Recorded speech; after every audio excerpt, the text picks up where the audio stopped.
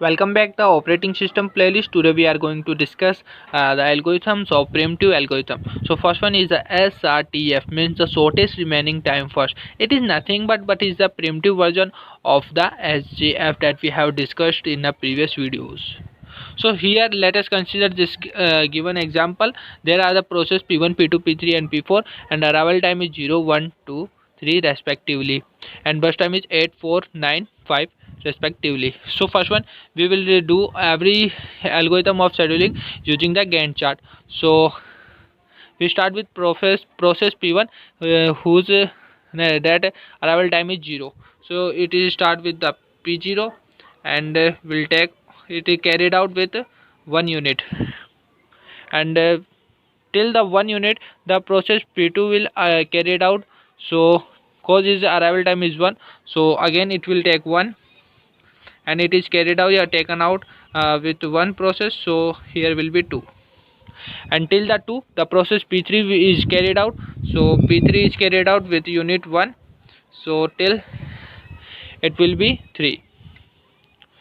But at the same time we have to keeping track on how many units have already done. So here is 1, so 8 minus 1 is 7, and P1 has used 1, so 8 minus 1 is 3, and P3 has used 1, so here is 8.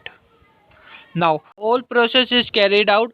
Now this is the normal question of SJF, yani shortest job. First you have to check the which one has the shortest job. So if we check, then P2 has the shortest job is 3, so the process P2 is carried out with 3 units, that will be the 6, and after of it there is a 5, that is a process P4, so we will carried out process P4 with 5 units, that will be give us 11. After bit you will check 7 or 8, so P1 process will carried out with the 7 units, so it will be the 18, and in the finally you will take is P3 is carried out with 8 units, so that will be your 26. So this is how we made a Gantt chart using the in the primitive version of the SJF.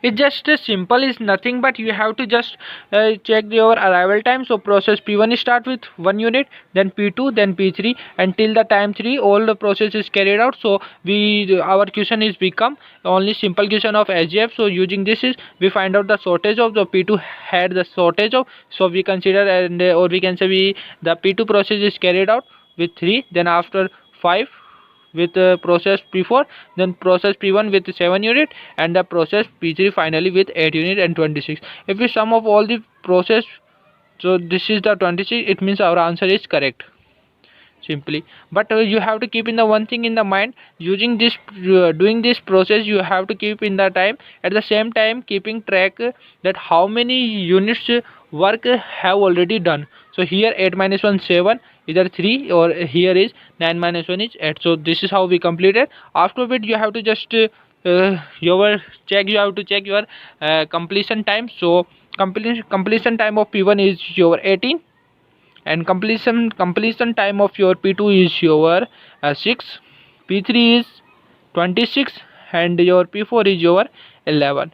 Using your completion time you can find out TAT because the CT minus 80, so this is 18, this is 5, this is 24, and this one is your 8. Using the TAT time you can find out your waiting time. So 18 minus 7, sorry not 7, this one your original value of BT, so BT was 8, 18 minus 8 is 10, 5 minus 4 is 1, 24 minus 9 is your 15, and 8 minus 5 is your 3. So now you just have to calculate your average time of TAT and waiting time. This is the average of TAT and this is the average of waiting time that you can calculate simply using of these values. So thank you so much for watching this video. If you have any doubt, please comment in the below.